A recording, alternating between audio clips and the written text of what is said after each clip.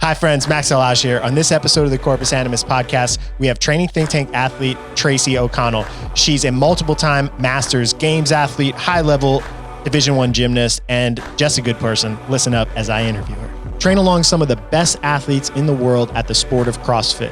To get a free sample week of our current training cycle, head over to trainingthinktank.com/DSGN. So this is what number CrossFit Games for you? So this is my third time going to the games, but my fourth time qualifying.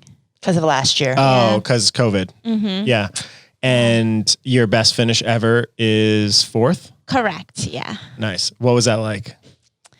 Oh, it was good. I was like surprised, actually shocked, because I was just having fun. Like no expectations going in? No, I just wanted to like do my best because I was so disappointed in how I did in 17 that I was like, listen, we have unfinished business here. We gotta do something. I wanted to show the world like, what am I really capable of? And that was my whole mindset. So what happened in 17? let's see. I starved myself, like gymnastics mindset. That was your first year of like competitive games training? Yes. Okay. And in my mind, I was like, I gotta look the part. Like, I gotta look the part. Yeah. And Perrin kept saying, you've got to eat, get fat, just get fat. I'm like, why does she keep telling me to get, is something wrong with her? Like, so there was just a real struggle with that whole thought of like, from my background to in a high competition, you want to be at your leanest, your lightest, feeling your fastest.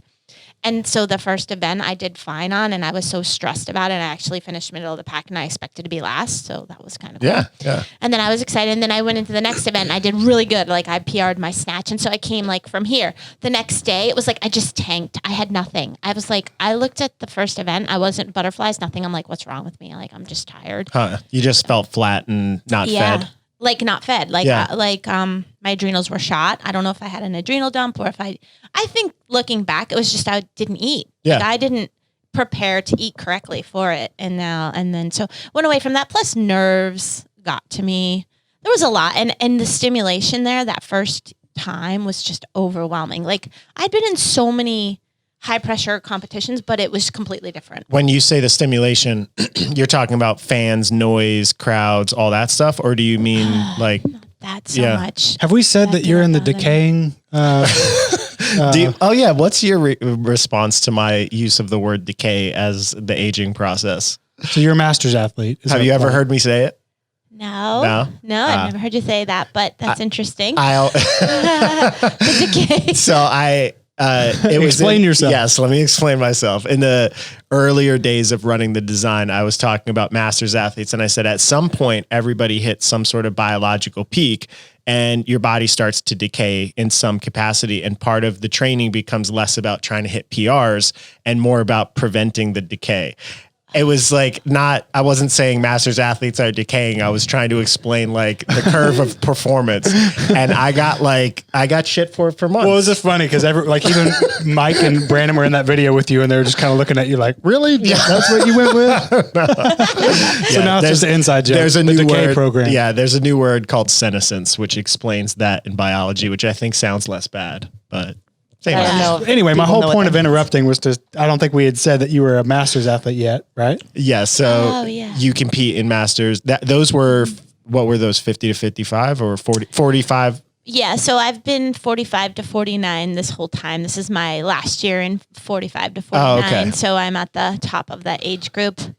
I would say there's some truth to that. I think a lot of it is mindset too, though, for a Masters athlete. Like, I've made a lot of improvement, a ton of improvement actually over the years. I've gotten a lot stronger. Yeah, but I also was, I'd only been doing CrossFit for not very long when I met Perrin. So was at 2 years into it. And the first year, you're like, you're getting better at skills. Yeah, exactly. So I think that decay thing is very true, especially now I'm starting to feel it takes me longer to recover, like certain things like that.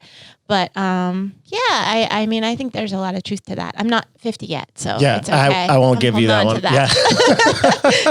All right. So Masters 2017, you kind of got over fatigued from not eating, went into 2018 with the mind state that you were going to prove something, but it wasn't outcome focused, was it? Or you? No. It was more just about your performance, what you would do. Yep. It was about that, and also just really listening to Perrin. Like, I was like, in 17, I was like overtraining. She would give me something. I'd be like, oh, it's not enough. I got to do more. Like, what? So then it was like, I did this mind shift of like, okay, you hired Perrin, trust her. You hired nutrition coach, trust them.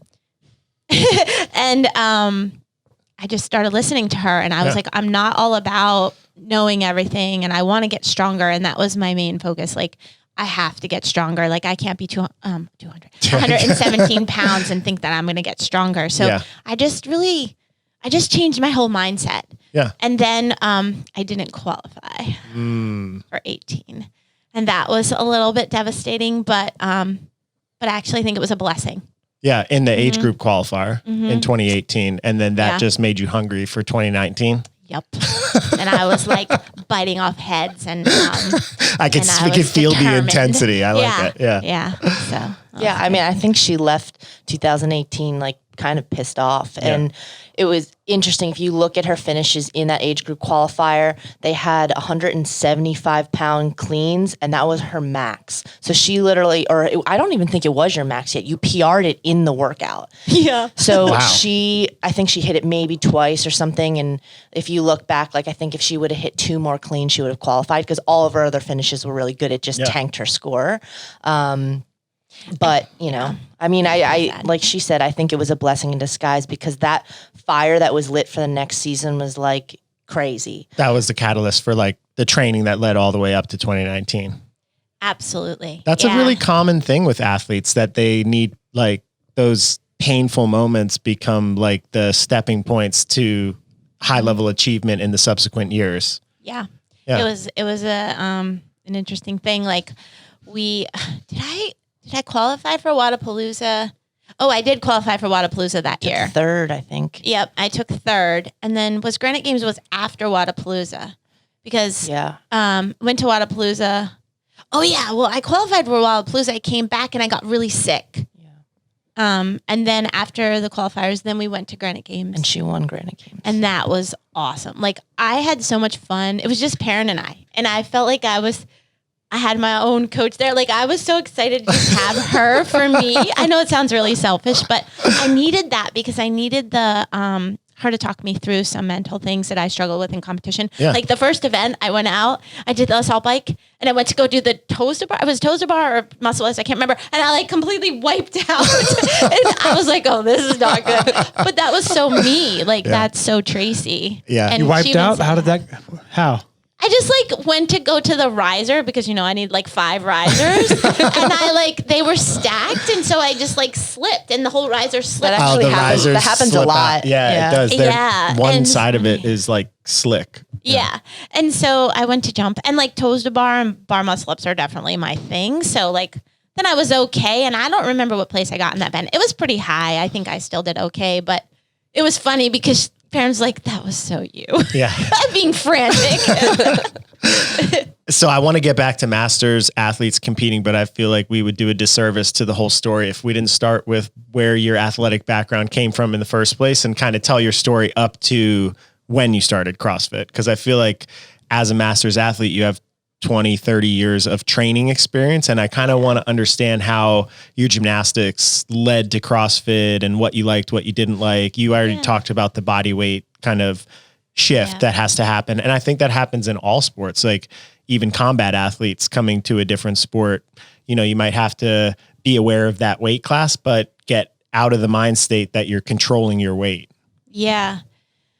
So where did it start? So where it started was like for CrossFit, or do you want me to go back to where? Yeah, like kid, as a kid. Yeah, youth athletics. Oh, okay. So like when I was 6, I was bouncing off the walls. So I have attention deficit and hyperactivity, strong on emphasis on hyperactivity, like as a kid. So my poor mother and father were like, this child is awful. But I also come from a very athletic background. My family, like my dad was a pole vaulter. He was a master's world-class athlete. My brothers pole vaulted, or my one brother pole vaulted. I have skateboarder. We had like skateboard ramps in our backyard. Like awesome. That sounds so really, cool. Yeah. Really into sports. Where'd you grow up? Bridgewater, New Jersey. Oh, okay. Yeah. So my brothers were all very athletic, football, everything. Yeah. Like, and I was always in it. Like, and we were always at track meets constantly. So my dad was a coach at Rutgers University. And so I was just always around athletes. Yeah. And so to me, like track was just boring. Like I couldn't stand it. So when my dad was doing like handstand walks up the bleachers or whatever, I was just following behind him. I was jumping on the mats all the time. Yeah. So they put me in gymnastics because I couldn't stand my energy. So by the time I was 9 years old, I was training like 30 hours a week, literally. Wow. Mhm. By 9. You're just built to move. I was. Fast. I was just like at 6 years old, I think I was in the first, they do like a 6-week class. Yeah. After 6 weeks, I was on the pre-team. Like they just moved me right in. Yeah.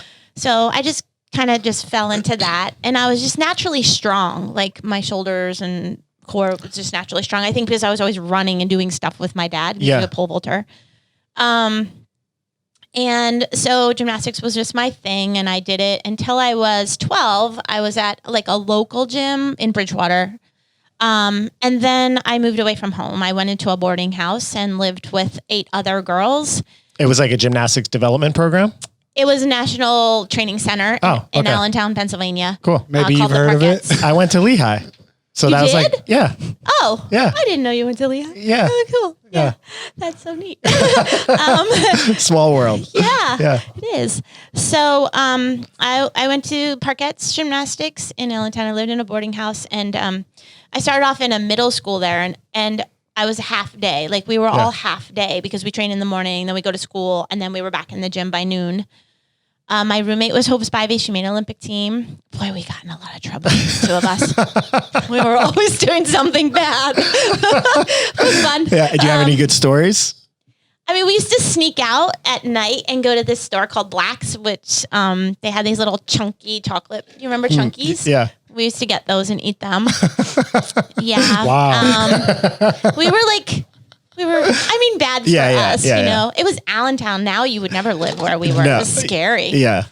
We were like, we were terrible. We would like make fun of the boarding parents. Like we were just like terrible. It was bad, but we had fun. Yeah.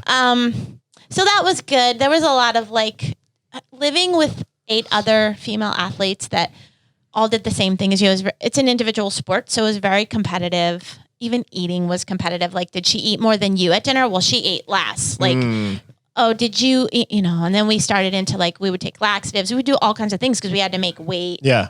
We were competitive in school. Like, who's doing better? It was unhealthy. Yeah. How much of the making weight do you think is actually necessary for performance versus what was just like bad practices? Like if a gymnast was, let's say 5 extra pounds heavier, would it actually impact rotational ability, landing, or is it just like a thing that people adopted? Because that happens in CrossFit sometimes. People are like, I got to be lighter for gymnastics. I'm like, all right, but potentially if you're more well-fed and you feel better, you can perform better at a heavier weight, even though it's a body weight dependent sport. And people will improve, 30 muscle ups for time, even though they're 10 pounds heavier. So I always wonder if that was just like a false belief or if it's helpful in your opinion.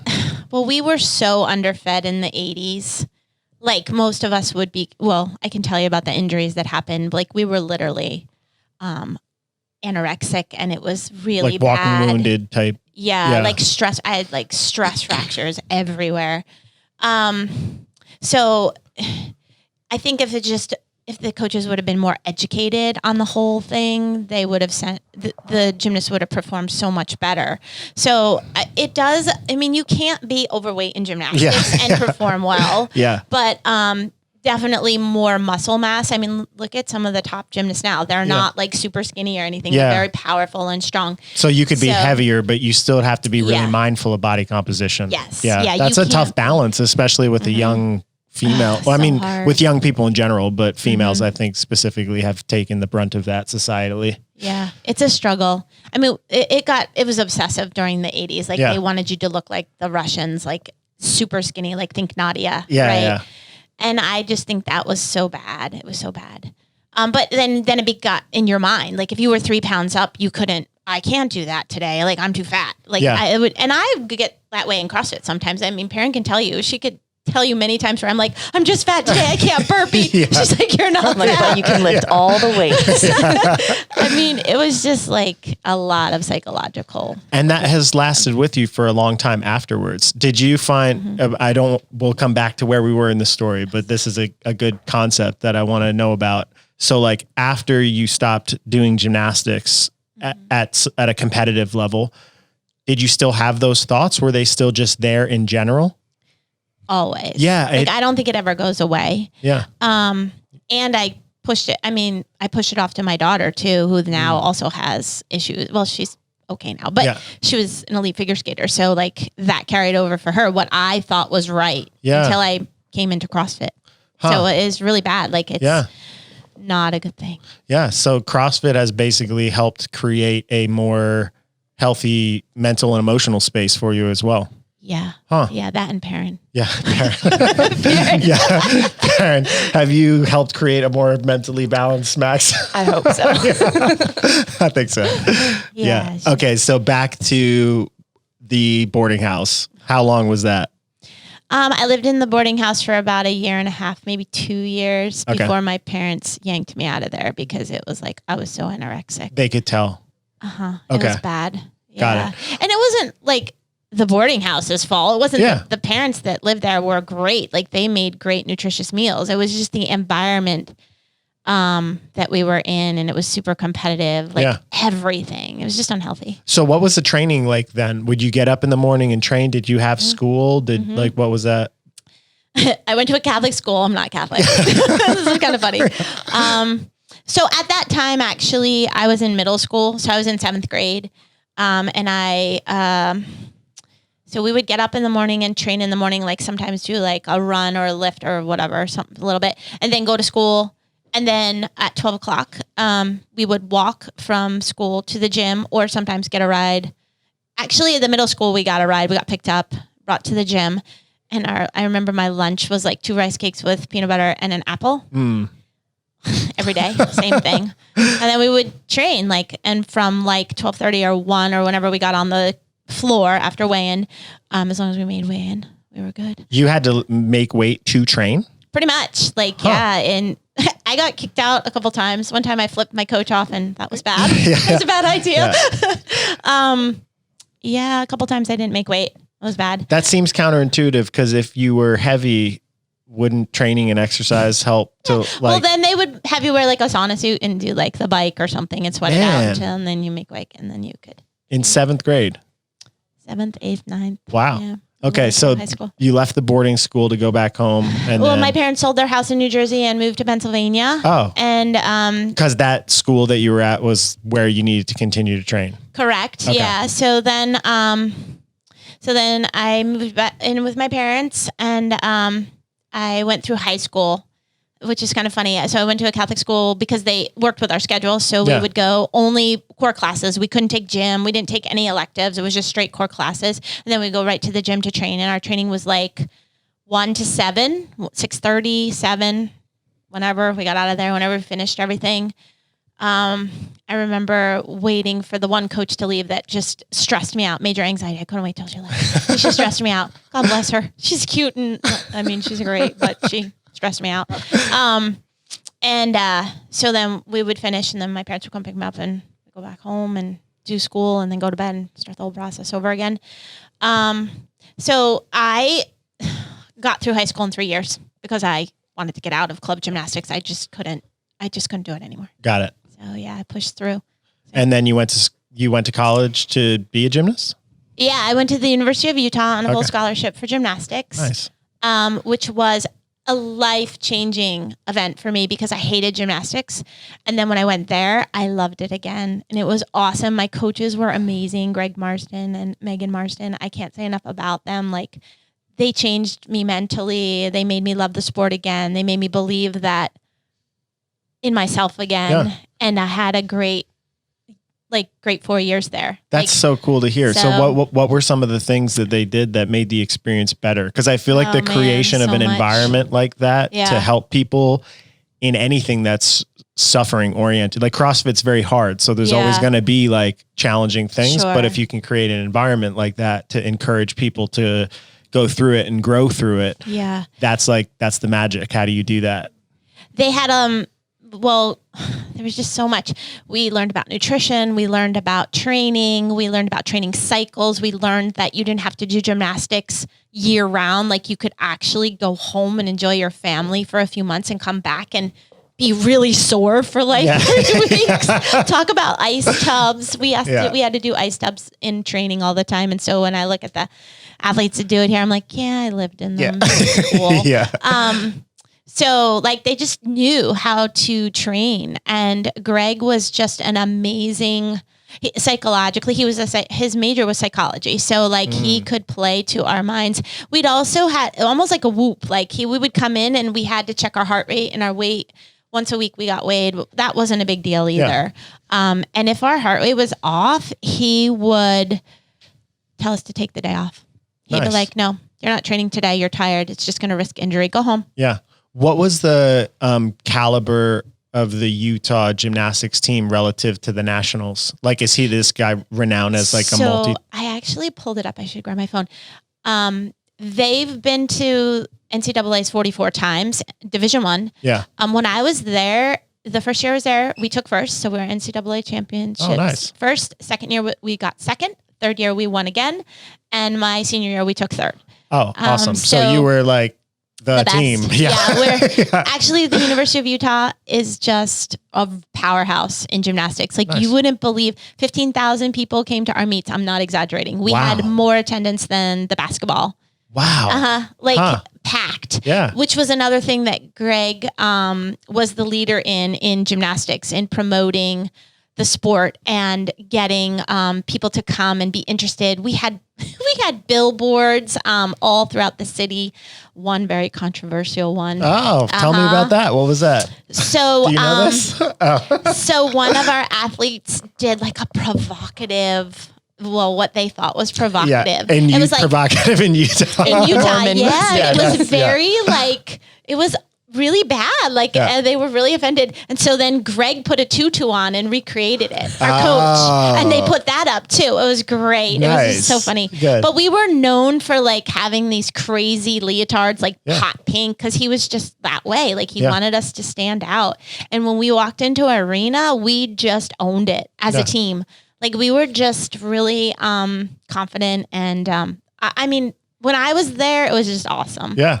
It was really awesome. Yeah, as you talk about that, so like I just see the world through CrossFit because I've been doing it as a coach for so long. But in the CrossFit community, there's a huge school of people that's like, beat your athletes up, do a ton of volume. It's okay if you're sore. It's almost like a mental toughness oriented culture.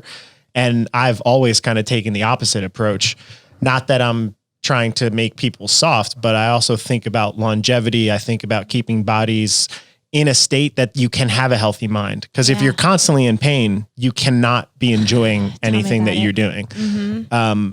But I feel like it would be very counterculture for what you're saying your coach was like in college relative to what other people might have been doing. Yeah. Do you think that was one of the reasons why you guys were so good? Is it because people were just healthy and enjoyed the process? Absolutely. Yeah. This guy, Greg, was just so amazing. Like, and he knew how to peak us. It was funny because like we knew our schedule, right? And we knew where we needed to peak. So our routines would be, get this, it would be kind of like going into a CrossFit competition, like a local comp, and putting your best guys out there. And you know that you're going to blow everybody out of the water, right? Yeah. So you're like, listen, go at like 65%. Don't worry about being, super fast. Just relax. Just enjoy the moment.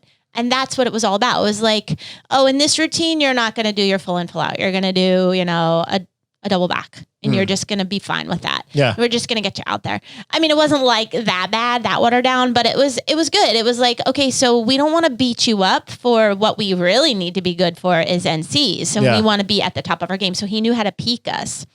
And he also knew how to help us work together. Like we were always ready. At my senior year, I was alternate on bars, and we were going into the final event, and one of our top bar athletes went to mount, and she blew out her knee. She blew out her ACL. Ugh. And I was alternate. I literally didn't even have my grips. I hadn't touched the bars in like probably 5 or 6 days, which in the gymnastics world, that's a long like time. ridiculous, right? So I didn't even have my grips. So he looked at me, he goes, go get your grips. I like ran down to the rock. I hadn't touched the bars, not touched them.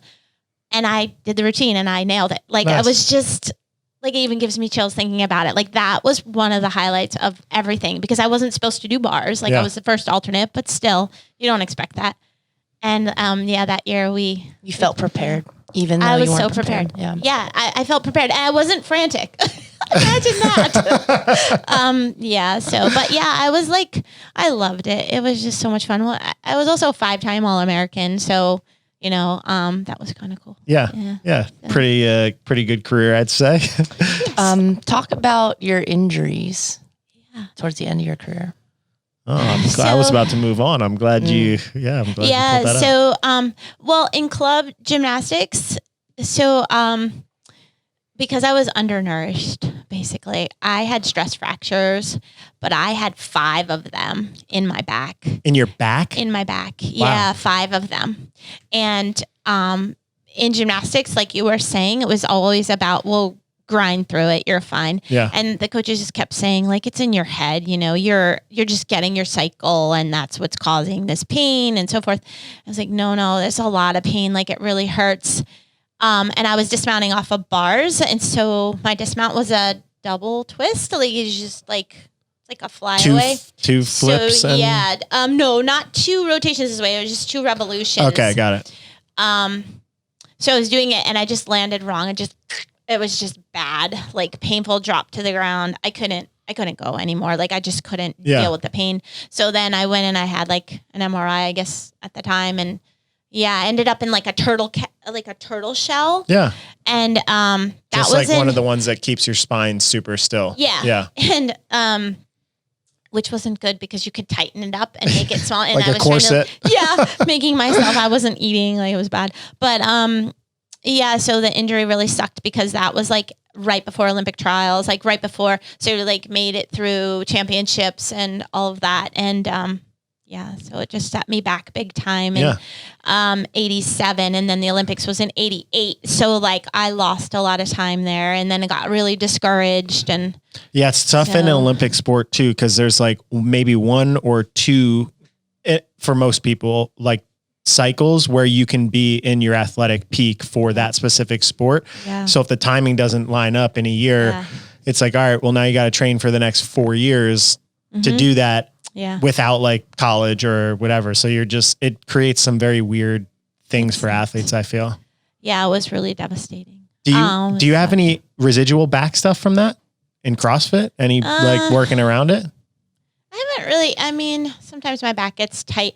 I lost a lot of mobility. So like I used to be able to bend and do like bridges and all of that. And I can't anymore. So I think like even like on muscle ups, I just don't have the back swing because my lower back doesn't bend. I just lost a lot of that. It just gets tighter. Mm-hmm. Yeah. So that's probably the worst part of it. So there's a lot of people that like in the spine health world, in the biomechanical world, that say that a lot of the spine injuries that come from gymnastics are due to the fact that they're like heavily loading through plyometrics. Like even when you go off the vault, the amount of force that you hit the ground is a lot. Yeah. But you're doing it on hypermobile people because they also have to be super, super bendy. Do you think that almost you just have gotten like stronger and tighter from doing CrossFit and that's why you lost the flexibility and it wasn't really super healthy, like to maintain it? Or do you think that you would, if you stop competing at CrossFit, try to regain some of the flexibility that you'd lost over time? It could be, possibly. I'm not sure. I think that it might be too from like running a lot because I like to run, that I tightened up more. Like I noticed that. But I don't think my back flexibility would come back as even if I stopped doing CrossFit. I think my leg flexibility, like my hamstrings and hips and stuff, that would probably come back just because I think it would. But I think because of the scar tissue in my back, it might not. Yeah, it just kind of is what it is. Yeah. Yeah, it makes sense. Mm-hmm. So that was the end of your gymnastics career. And then what happened after that? So after I got injured and I tried to come back, I was just done. Like I told my parents, I said, I'm done with gymnastics. I'm done. I'm not. What doing age it are we anymore. here now? So I got injured at 15. I mean, I was like 14, 15. And then 16, I was supposed to start recreating, coming back again. And I told my parents I wanted to quit really bad. And I remember telling them, and they were devastated because think about what they did. Yeah. They gave up everything so I could do this sport. Yeah. They moved, the cost, everything. Yeah. And I remember I was sleeping in my bed. My parents were having the conversation. My mom was crying. And my dad looked at my mom and said, or I don't know, they were in their room. And I heard him say, she's not quitting. She's going to go to college. Like, we're not letting her. We're not letting her. Yeah. And when I heard that, and then they were talking about how much they gave up, and that's not fair. And I listened, and I'm about to cry. And I was like,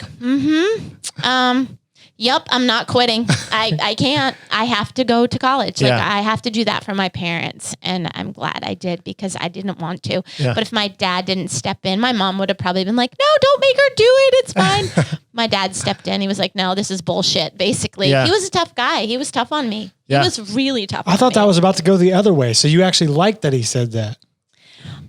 At the time, no, but it ate me up to think of disappointing him because I felt like I already disappointed him. But in hindsight, now you do like that decision? Is that what you just said? Or did I'm I really mishear happy. that? I'm happy he pushed me to go to do college gymnastics. Like, I'm super happy he pushed me there. My dad, that he didn't want me to quit. Super happy. Yeah, because I loved college. See, that's crazy. Because like in today's age, I feel like everyone would be real like, no, just do what you want. I'm sure there's other people who that story didn't pan out. Yeah, maybe. But I loved college gymnastics. It was great. And it sounded like it was like a healing almost for your mind and body and everything. Everything. Yeah. And I think a lot of us at the University of Utah, that would be the case. It's funny because Greg recruited people that were broken. He didn't go for the top of the top. He knew that they hit that top and they didn't have that fire still. Yeah. And I almost feel like he looked for us, like to find us. Yeah, that makes a lot of sense. Yeah. I think in college athletics, that's a big thing because a lot of the people that are at the top in high school move into college. But once you move into college, it's all like, well, that was all the best of the best high school people who now have better coaching. And now it's harder to be the best of the best. Yeah. And you need to keep developing. But if you have the mind state like, well, I'm already the champion, I'm already good, you're not really working anymore. And each level is like higher. Yeah. Yeah. It was good. I can't say enough about the positivity I got out of that sport from him. Yeah, that's super cool. Yeah. So that's the end of college. Mm-hmm. Then what? What were you studying? Were you going what was your plan for afterwards? Well, here's the funny thing. I never actually graduated from high school. Okay. Just so you know. You had to get GED or something to go in? No, I don't really know how it all worked out, but somehow it all worked out. Yeah. God had a plan. They wouldn't let me get my diploma because I didn't have gym. That's basically it. And that's so stupid, right? Like all my sports. So anyway, I went to college and I focused on elementary education. Yeah. I graduated with a degree there. I taught elementary ed for 10 years in Salt Lake City. And then did you stay coaching or doing anything in gymnastics? I coached gymnastics for a while. I actually had some level 10s and elites that I coached for a while.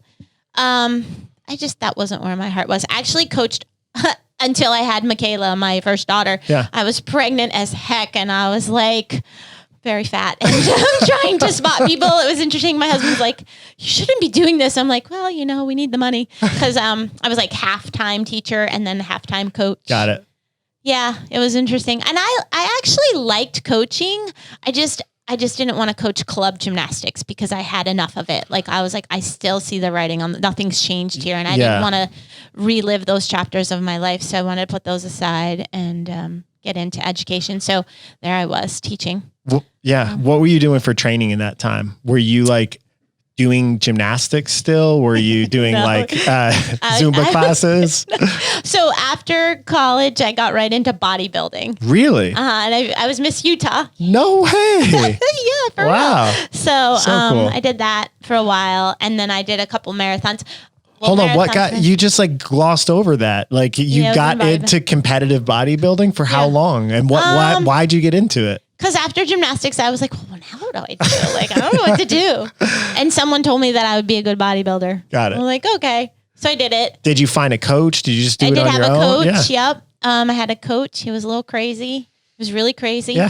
I seemed to find the crazies until I found Perrin, and I don't know what happened. We're all wondering what crazy secrets Perrin has. We're not sure yet. No one's figured him out. Chris said he had some and then he left to his ship.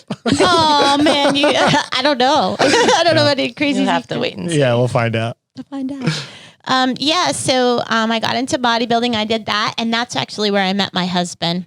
Cool. Yeah, he didn't like my bodybuilding coach at all. Got it. And you don't want to piss my husband off. Do not do that. It's a bad idea. Got it. So I was running on the treadmill. I came out of a really bad relationship, and I was like done with football players. I'm like, I'm so done with them. They're such assholes.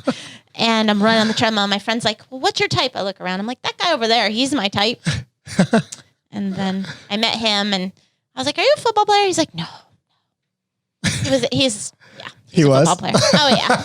Yeah. He played for San. He was Division I. Yeah. Then he went on and he did some, like pre-professional stuff, and he didn't like that. And that was the end of that. And then I met him after all that. Yeah.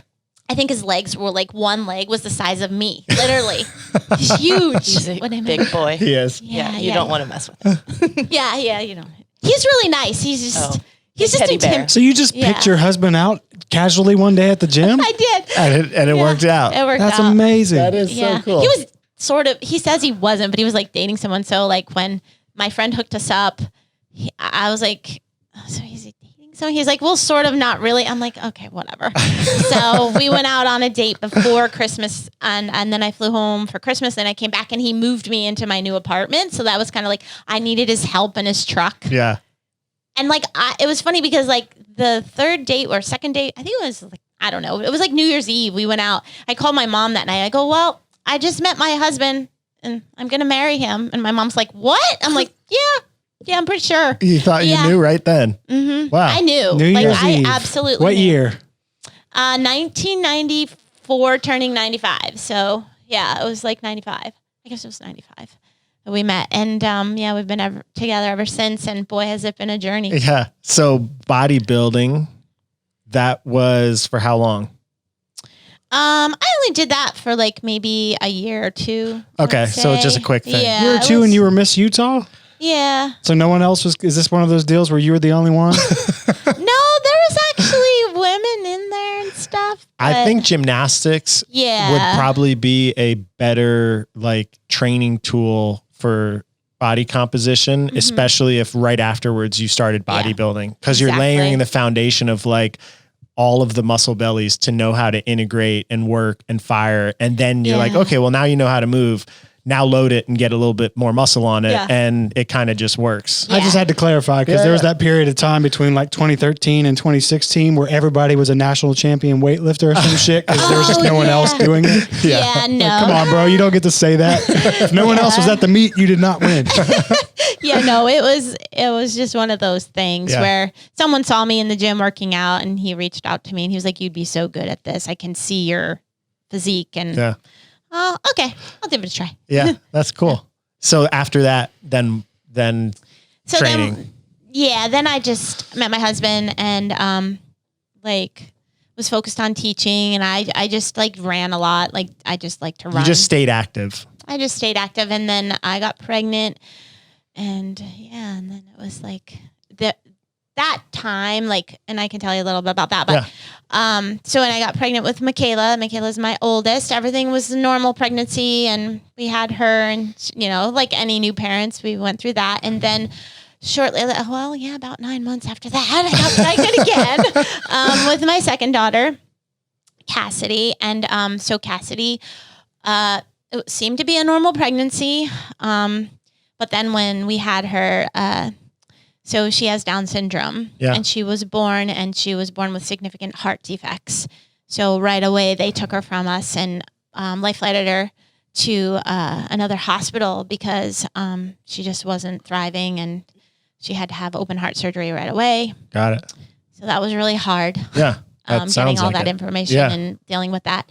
So so through her first early part of her life, the first 10 years was hard. Yeah. She has had 7 heart surgeries, and she's been through hell and back. And I can't tell you how many times hospitalized with pneumonia.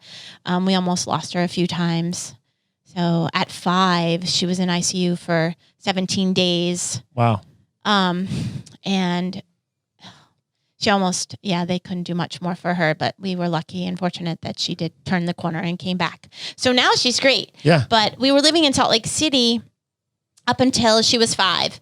And talk about air quality, right? Yeah, she has like pulmonary hypertension. So the altitude was a struggle for her. And then we couldn't take her out like through the whole winter at all because the air quality was so bad. Yeah. It happens in the winter. It can't just be from fires, but it has to be something from like pressure of the canyon or something. Yeah, it's the way it sits. And so like all the pollutants like stay there and then the air comes over the heavy air and it like blocks it in because you have the mountain ranges on either side. Yeah. And so, it's just awful. And the particles in the air, just terrible for her. That and the altitude. Yeah. And you can get out of it. You can get out of that if you go up to Park City or you go to Hebrew, which is where my mother-in-law lives, which was great. But then the altitude was too much. Yeah. Because you have to go up the mountains to get into Park City or something. Yeah. Yeah. Yeah. So that was the problem. And so, there you have it. Got it. So you moved as a result of that. Well, we moved because of that. And also we want to be closer to my parents because my husband wanted to kind of learn the business of trucking because he wanted to start his own business because that's what he was doing in Salt Lake. He was driving for a company and it was super risky. Like he was going all night and it was through the mountains. He was doing Rocky Doubles, was just 2 trailers and it was just super dangerous. Yeah. And literally, I don't think I saw him for 5 years because of our schedules were so different. And we also had Cassidy. So it was tough. So during that time for that 10 years, I did nothing. I just was a mom. Literally nothing.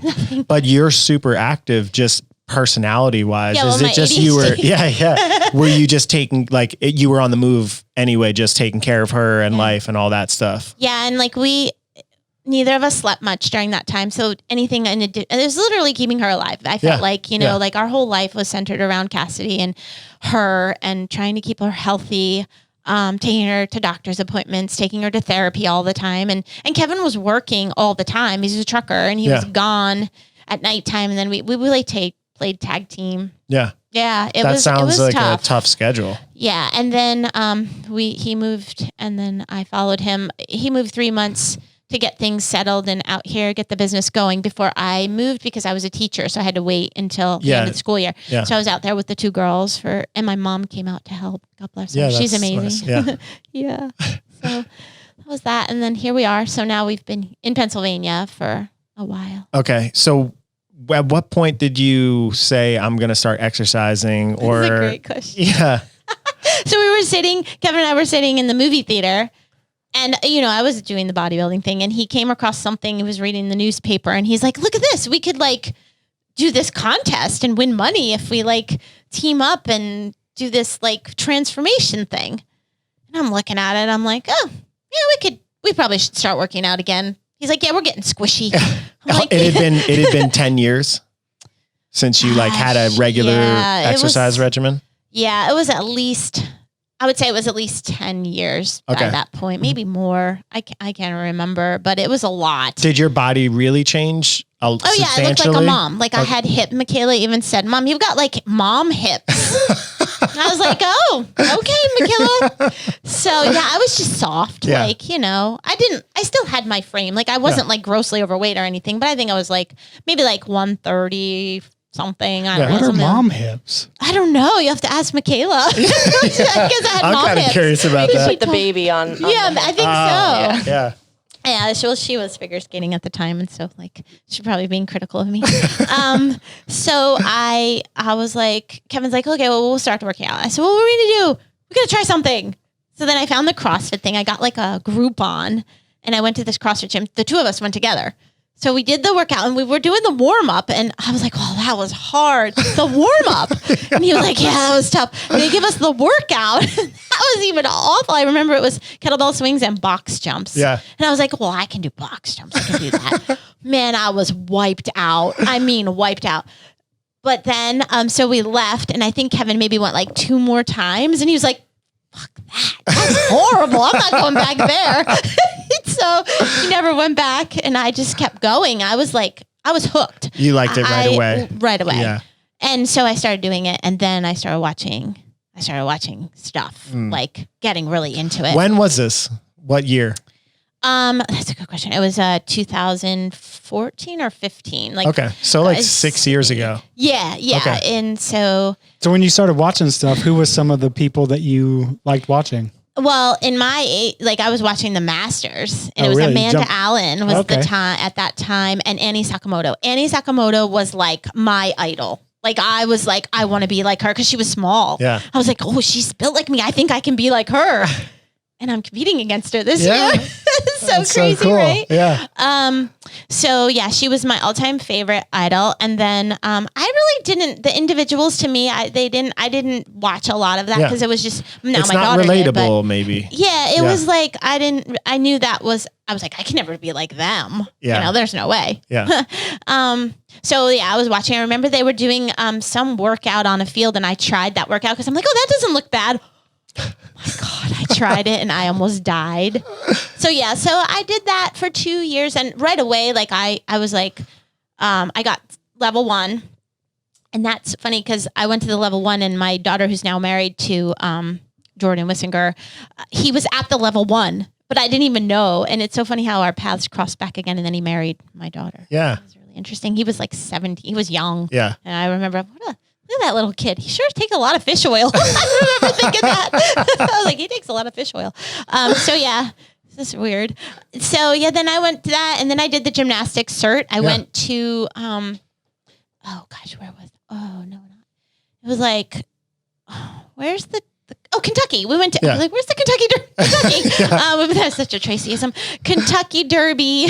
Kentucky. We went to Kentucky, and I got certified in the CrossFit gymnastics. Yeah. And that was really cool. What was your impression of what they were teaching in gymnastics versus what you're coming into it with? I was like, this is not gymnastics. Okay. This is not gymnastics. This is just conditioning. Yeah. I mean, that's what It's we do. body weight strength training kind of, right? Yeah, that's what it is. And it's Well, how would you define gymnastics? That's it. Oh, that's a good question. It's an artistic sport that is, you have to be well balanced. You have to have good balance, core strength, and powerful as shit. Yeah. Like, you've got to be powerful, Explosive. very explosive, Yeah. and quick. Yeah. I think thinking back now, and I hope that they do CrossFit or some type of style of CrossFit, because that's where when you look at a floor routine, it doesn't look like they're tired or whatever. But let me tell you what, It looks exhausting to me. holy crap, Yeah. those floor routines are exhausting. You get to that last pass, and it's like, shit, my legs are dead. Yeah. I mean, if you could quantify it in force, like for a CrossFitter, if somebody's jumping off of 2 feet and doing a double backflip and landing, if you think like repeated box jumps when you're tired are tough, that'd be like jumping off of like a 60-inch box. Like, that's how much force you have to, when you're rotating that fast and hitting the ground to stop it and jump in another direction. and go the other way. Yeah. Or like catching yourself. Like, one of the things I did was it was a 1.5 twist into a, like, you catch yourself in a burpee. That's the best way I can describe it. Like a hollow back press, but like you're landing that way. Yeah, you land on your belly. So there's that kind of thing. What else? Or sometimes you would like flip one way and then rebound and flip back the other way. So that force constantly, and also flexibility. Like, you need to work on your flexibility, especially if you're not flexible. Like, a lot of gymnasts that are really super powerful are not often very flexible. And then the ones that are super flexible and bendy have to really work on their power. That is exactly Makes true sense. in CrossFit too. Exactly true. Yeah. Yeah. So Okay, so you talked about gymnastics, the sport. How would you define gymnastics if you were trying to take somebody and say, hey, I think you would benefit from like gymnastics strength training for your overall health and well-being, like as part of their fitness regimen? What would you say is the most important part of what they would train? Because there's something that you take from if you look at across the board of gymnasts, just like control of their bodies in space and all of that stuff. There's like something really good from being taught that stuff at a young age. It's a lot harder to learn as an adult, but I think you still benefit if you could. What are the things from gymnastics that people should focus on, in your opinion?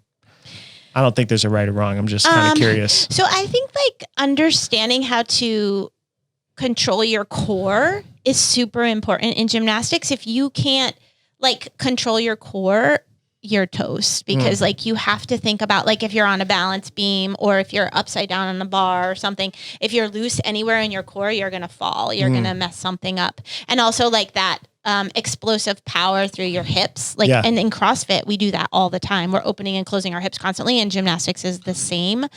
Hollow body, like finding that quickly and being able to get to that shape. So gymnastics is just a lot of shapes, like you're moving your body into different shapes. And so learning how to create those shapes quickly and be comfortable in them is super important. Yeah. And also like nuances in gymnastics, like the littlest thing, like head turn or shoulder drop is going to change an element completely.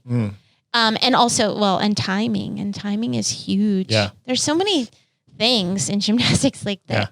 I don't know. The core, I think, would be the one that I think just general people would benefit from, just the amount of hollow work and planks and hangs and L sits and hip flexor conditioning. Like you watch the children's routines. There's like some fun ones if you look on YouTube of like them doing it to music or something. I was just going to say that. And I've watched just thinking like in reps, you know, like they just did like Tabata hip flexor stuff for 10 minutes.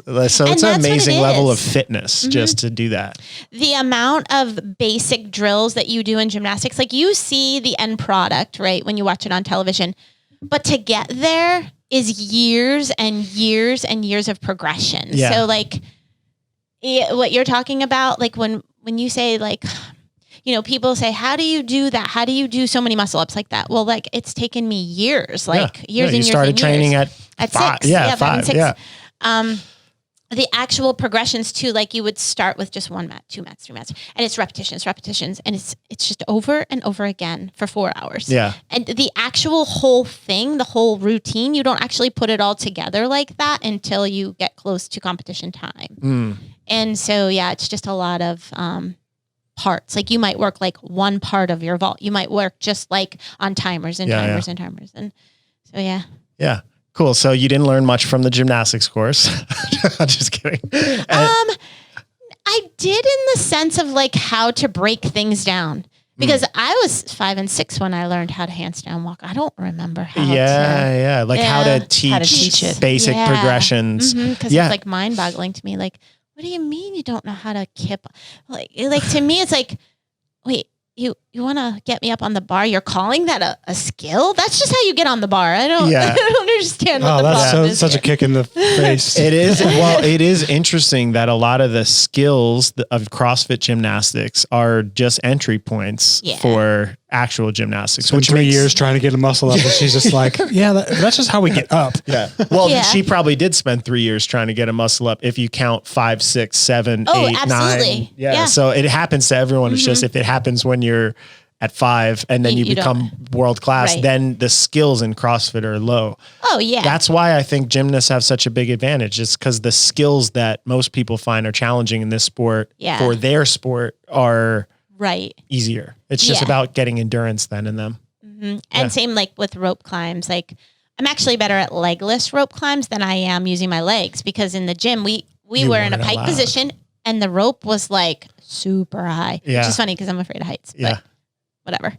And so, we had to pike it up and pike it down. Yeah, you have to do the eccentrics down too, right? In CrossFit, you can climb up and then you can clamp your feet and slide down. You're not allowed. Every once in a while, I'll do legless up, legless down, and almost every one of my CrossFit athletes will complain of like biceps and I'm like, it's because it's so much more eccentric loading. Like you're lowering yourself every single rep. Yeah. But that's how you get strong. Yeah, absolutely. So you got into coaching a little bit in CrossFit, or you just went to do the certs? Both. No, I coached for a while. Yeah, I did all kinds of things. I did like put together gymnastics clinics. Cool. For people. That was fun actually because it challenged me because I didn't know what to do. So I had to really figure that out and how to like explain it to people. Like, wait, you just like hollow? They're like, what? Just do it. Just do this. Just, hollow. And like reverse C. So it was a challenge, but I got better and better. So then I did that. And then I also got my level 2 because I had to, because I was like 5 years and I had to get it. And so I did coach a little. I don't coach so much now, but Yeah. I try. I love it. I can't wait. I say like, I'm counting down the years till I can coach full time because I Awesome. love it. I So just cool. want to do it, you know, but I can't right now. When did you shift into master's athlete mode in that journey? Let's see. Well, so I'd been doing CrossFit for 2 years, and then I, maybe like 18 months into it, I started doing Invictus Masters, and I was trying to do that. And it was just, I was sore. I was just really sore. Yeah. So then I had to change gyms. I changed gyms, and I started to get a little more competitive. And my dad got really sick. He had cancer. And he kept telling me, like, you should do this. You should do this CrossFit stuff. I think you'd be really good at it. You should compete. You should compete. So I did some local comps, and I like won them all. And my dad kept saying, you should do this. And he would always say to people, like, you're a world-class athlete. And it used to bug me because I was like, no, I'm not. I'm not a world-class athlete. I didn't make an Olympic team. I'm not that good. Like, it used to bother me. And he was just like over the top biggest fan for me. And so it would bother me. And so like when he got really sick, and he told me he wanted me to try and do CrossFit, I told him I was going to make the CrossFit games for him. Like right before he died, I was like, I'm going to make the games for you, Dad. Because I want you to know that I'm going to be a world-class athlete. So he died, and then I got in touch with Perrin because how'd you know about Perrin? One of the girls at the gym I was training at, I was doing, was it the Open or the age group online qualifier? I can't remember. It was one of them. I think it was the Open. And yeah, it was Open. I was repeating a workout, and I was so frustrated because I couldn't get the clean at 145. I was pissed. And I was, 115 pounds. I didn't understand. And she came up to me. Her name was Gail Marie. And she's like, hey, you should really reach out to my coach. I think you'd benefit from her. And I'm like, really? So I told her that I was doing Invictus, and I was sore all the time. And it was hard because I couldn't do the weights, and I didn't understand what was wrong with me. Mm. And so she told me, she's like, you need to work on your strength. And they're not working on your strength because they don't know you. I'm like, oh, okay. So I reached out to Perrin. I remember I was driving in the car. I was super nervous.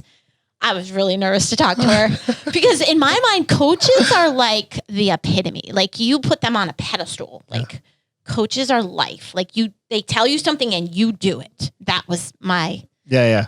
Right. So, I called her and I was like, I want to make the CrossFit games. Can you help me? I'm like, she's going to think I'm crazy. And then I told her why. I said, this is my why. And I went through the whole thing of what my why was. And I was like, I think she's going to think I'm crazy. But she took me on. Yeah. You believe it? I actually vividly remember that conversation. I think you were like at Panera or Starbucks or something. I was getting hot chocolate PM or something. But I remember I was taking notes, and the one thing that kept coming up is she said, I have unfinished business. And I wrote that down and I circled it. And I'm like, she has a very strong why, and I don't know anything about her. But I think with the background and I mean, GM had told me a little bit about your ability level, and I did some research online. I was like, well, I really don't know if you can make the CrossFit games, and I'm not going to make any guarantees, but I will do whatever I can to, try to help you. And I mean, it's been a really awesome relationship since, and she did actually end up qualifying that year, and that was kind of the beginning of it. Yep, 215. Yeah. Was it mostly strength progressions in the beginning and getting used to building progressions with a barbell? And how different was that? Because I feel like gymnastics is progressions, but you can't always see them because it's like, go from this to this to this to this, and you're almost like learning a skill. But with a barbell, you like see it. It's like, well, it's either 95 pounds or it's 105, and you see it go up every week. Was it like exciting to see it? Was it slow and monotonous? Was it a struggle for you? It's a struggle. It's still a struggle. Is? Yeah. Mentally, I have some fears of the barbell. Like going under it in a snatch, or just of the weight. I think it's just a mindset. My dad was so against weightlifting. So I have that was always in the back of my head, which is funny because he loved CrossFit. Yeah, he encouraged you to CrossFit. Yeah. I don't think he really understood it all. Yeah. I do remember vividly parents saying, okay, so you want to make the CrossFit games, the weights will crush you right now. That's what she said to me. The weights will crush you. You have to understand, you have to get stronger. And I was like, okay, well, I'll do it. I get made fun of for that level of honesty. So I'm glad that Perrin was highlighted being that honest in a consult as She well. was straight up. She was like, the weights will crush you at the CrossFit Games, Yeah. and we have to get you stronger. Cool. Well, And, you did. So yeah, Yeah, you did that together. we I did. mean, I remember the first time I met you in person at Stroud CrossFit. I had brought some athletes up to train there, and I think you like PR'd your snatch or something at like 95 or Yep. something, and then fast forward, and now she's snatching like 145. But it Wow. it was eye-opening because I was like, wow, we have a lot of work, but you were so determined and you were being patient, even though it was a frustrating process. And I mean, when we first started, another thing besides focusing on strength was she was just doing way too much volume. I mean, she was training, like I would say, an individual games athlete at the time. And I think it was just dampening everything. Yeah. So we actually just stripped away a lot of things where I said, hey, listen, you're going to feel like you're not doing as much or enough, but you just kind of need to trust the process. Cause I didn't really know I knew she could handle a lot, but I didn't know what she would respond to. Yeah. And it was hindering her ability to get stronger. We have a master's, a separate training path in design, our online program for master's athletes. And we just started getting into it about a year ago, maybe, or half a year ago, something like that. And one of the struggles that we had is the culture of master's CrossFit athletes. They want to train like the 25-year-olds. And conceptually, I think our whole community of coaches realize it's got to be a little bit different, especially if they have to get stronger, like less volume, less tired system, go in, put more energy into the strength work, get more out of yourself, rest. That gets you stronger faster than just like slamming your face into the wall, doing more movement work, keeping yourself healthy. It's almost been a difficult cultural thing to try to figure out how to create an educational process for masters athletes that have that mindset. Is there any like tips, nuggets, things that she said to you that were like, oh, or you just had full buy-in right off the bat? Cause it sounds like you got a lot of respect for coaching as a profession. No, I was definitely like, what? I'm not doing anything. What is she doing? And I would question that. It was definitely a struggle. I mean, like she would program and I'd be like, well, I'm just going to run 2 miles before I start, that kind of thing, sneaking it in. Yeah. At first, probably I would say through 2017 until and she was patient with me. Perrin was always like, you just have to learn on your own. I mean, I don't know how many times she told me that you have to eat more. Yeah. And I'd be like, nah, I don't eat more. So it did take me a long time to work through that because it's almost like you're brainwashed into, you got CrossFit's supposed to be hard and you're supposed to, scrape yourself off the floor every day. And, then I started to learn that that's really not good for me. And I hated being sore all the time. I got tired of it. So then I started to listen to her and then the magic started. You had more gains once you started. Absolutely. Right away. Yeah. Stronger, recovering better, started, doing better on my times and everything. One time she programmed a workout for me. I remember it was like, not ring muscle ups. It was dips and double unders and something else. And I did like a bazillion rounds just because Perrin didn't know me very well at the time. And I told her how many rounds she did. I'm like, my shoulders are so sore, Perrin. I can't even pick up my arms. She's like, you freaking did so many rounds. She was like, yeah, that was a bad idea. I shouldn't have programmed. She didn't know because I could like double unders unbroken. Yeah. Dips were no problem. So it was just funny. It was, the things we learned together. Yeah. And she knows me. Like Michaela said it yesterday. She goes, Perrin knows you like the backup. She knows you better than you. So you just shut up and suck it up, buttercup or something. She said. Look at that. She's a second coach. Oh yeah. She's so funny. She's just like at the CrossFit Games, she got in my head in 2017. She's like, she came in the back and she just reamed me, my daughter. Yeah. She's like, Mom, you go out there because I was falling apart. She's like, this is your event. You better freaking bring it. I did. Awesome. I did. Yeah. Because I was like, I can't let my daughter down. She's tough on me. Yeah. Yeah. As a master's athlete now, it's a completely different sport, completely like different learning process. You're developing. Are there differences mentally in how you approach athletics now and what are the major differences? And because some of the stuff that you've done as an athlete in the past, like it worked. You have proof of concept that your mentality and body and all that, the way that you approach things is good. You've won so many things. You've been high level. What did you take from that and transfer into this, in your opinion? Well, one thing is like discipline is probably the hugest thing I've taken from gymnastics into CrossFit. You know, like gymnastics, you had to be at the gym, whether you wanted to be there or not. And there's maybe in a year, you maybe had like 20 days where you really wanted to be there. And most of the time you didn't. Yeah. And I think CrossFit is the same, even as masters athletes, and trying to balance everything. But even as a child or even younger, you know, there's stressors in gymnastics, like huge stressors. And that's the same as a master's athlete. Like we have a lot to deal with. We have families, we have work, we have all those things, and you just have to learn how to manage your time and like get there and do it. I also think, like I said, sometimes that I didn't do when I was younger, is if I was really tired and sore, I would just push through it. I'd be like, nope, I just got to do it no matter what. As a master's athlete, and parents taught me this too, is like, sometimes you really have to listen to your body, because it's not worth getting injured. When you're really tired or mentally fatigued, you have to say it's okay to take a day off. Yeah. And I think that I've gotten to that point where there are some times where I just have to take a day off.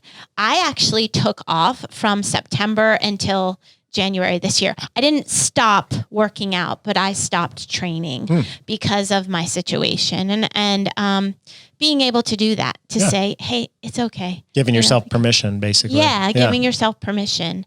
I think that's something that masters athletes need to do. They need to understand that you can't go like a bat out of hell all the time, because it's just not worth it. Peak at the right time. Yeah. That's the goal, really. She's actually done that a few times, and I think that's what's kept her pretty healthy compared to some of her competitors and given her longevity in the sport, because like life happens and there have been a lot of extenuating things that have occurred, and it's like we've actually qualified for competitions where she's done really well, and then it's like, okay, let's just go to the competition and crush it, and I can just tell, I'm like, you're not mentally in it right now, like you're burned out. And I think that's where I think, especially masters, there's just being a little bit older, your body's more sensitive, and we've had some injuries we've had to overcome and really, really back off of things. And there's fear there, because it's like, I'm going to lose my edge. Like I'm in really good shape right now. My competitors are doing this. And I think as a coach, like trying to